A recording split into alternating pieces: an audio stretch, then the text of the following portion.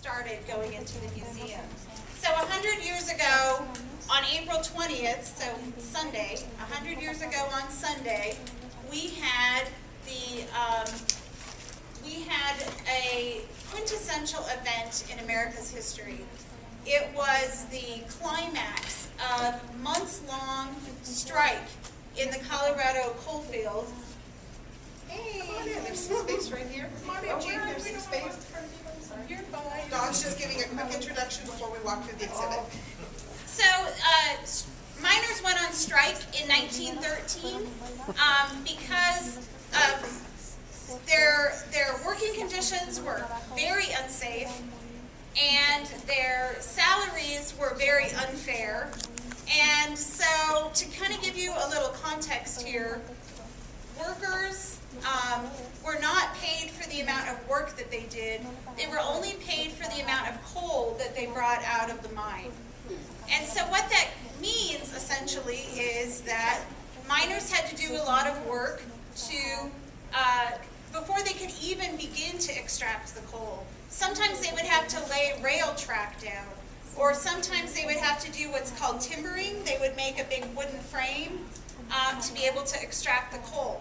All of that work, they were not compensated for. They were only paid for the amount of coal that they brought out of the mine. And then when the mine operators weighed the coal, they cheated.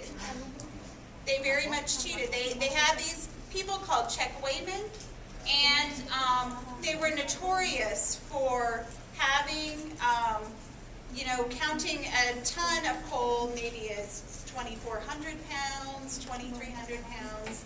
And so one of the things the miners wanted was the ability to pick the guy who weighed their coal. In terms of mine safety, it was nearly 4 times, Colorado had nearly 4 times the most dangerous coal mining place in the nation. There were so many coal mining deaths in the state of Colorado that, for example, in 1910, there were so many mine disasters that over 200 people died in the mines of southern Colorado in 1 year. And so these were the kinds of things that the miners went on strike for safety and getting paid for the actual work that they've done. Hey guys. And so when they went on strike in 1913, the company kicked them out of their company-owned homes, and they were forced to live in tents out on the plains of Colorado. Even when they went down there, the weather was bad. They endured a lot of bad weather. Here's my family. They endured a lot of bad weather living in tents, but the weather wasn't the worst part of it. There was always violence in the tent colony. One of the most notorious examples of this was called the Death Special, and it was a car, like a regular car of the era, that they had taken to CF&I here in town, outfitted with steel plates. They also added a fog light and a machine gun, and they would take this Death Special car throughout the tent colonies, firing machine gun fire at the miners who were living in tents. And they weren't living in tents alone. They were living in tents with their children and their wives. And the tents were made out of canvas, which obviously is not a great barrier to machine gun fire. And so many of the people living in the tents would dig cellars under their tents as a place for safety. This is where they went when machine gun fire happened. This is where they went when the weather was bad. Sometimes they would store food under there.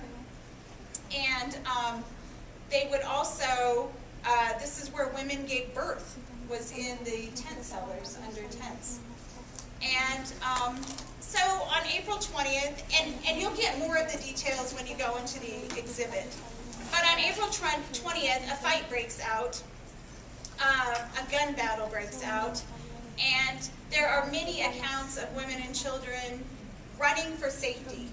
We've heard from a lot of descendants who've told us their family stories, where people may have been hiding in haystacks, running down the arroyo, running down the Apishapa River.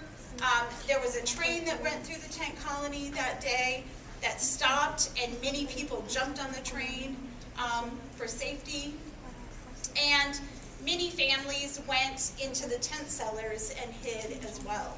And so, very sadly, there were a number of people who were shot on that day in the battle, but most tragically, and the reason probably that we most remember Ludlow, is that there 11 children and 2 mothers died in the tent cellar where they were seeking safety. They, at the end of this gun battle, the National Guard lit the tents on fire in the tent colony. And the children and women who died under the tent cellar died from suffocation.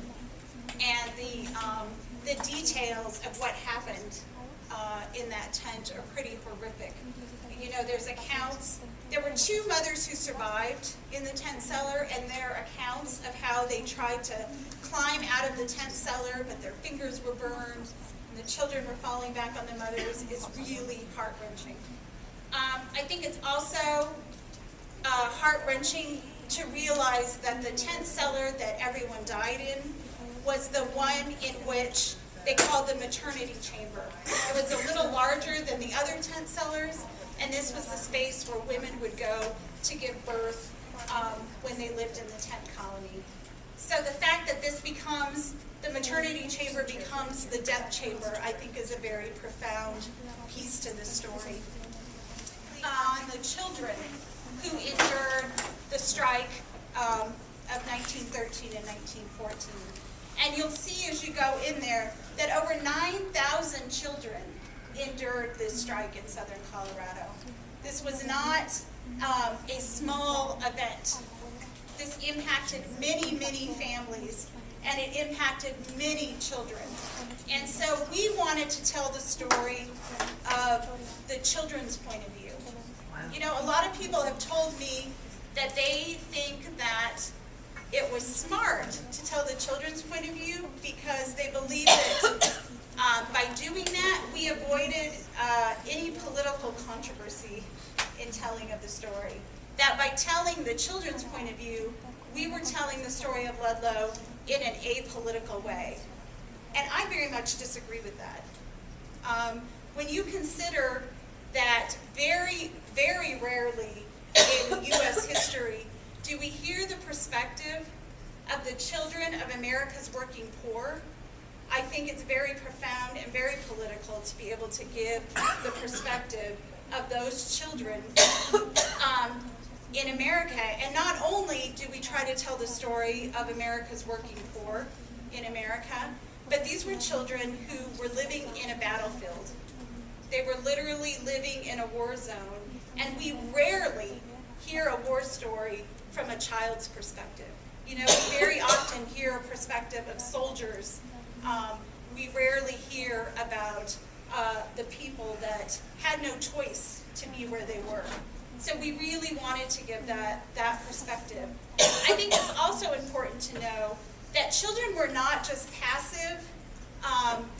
They weren't just passive in all of this. They took an active role in the strike. There's a photo where you can see children marching in the streets of Trinidad with Mother Jones in protest of the way that people were being treated.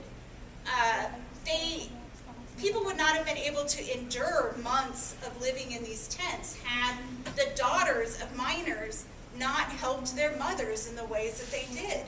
And so I think it's important to know that, you know, women and their daughters had a much harder role than probably anybody during the strike because they had to stretch food rations. You know, the union provided them with some money to buy food, but it was a whole lot less. They had to figure out how to feed a family on a whole lot less. There was extreme weather, tons of snow, it was very muddy. They had to work really hard to keep the tent colony, the tents in which they lived in, clean and healthy.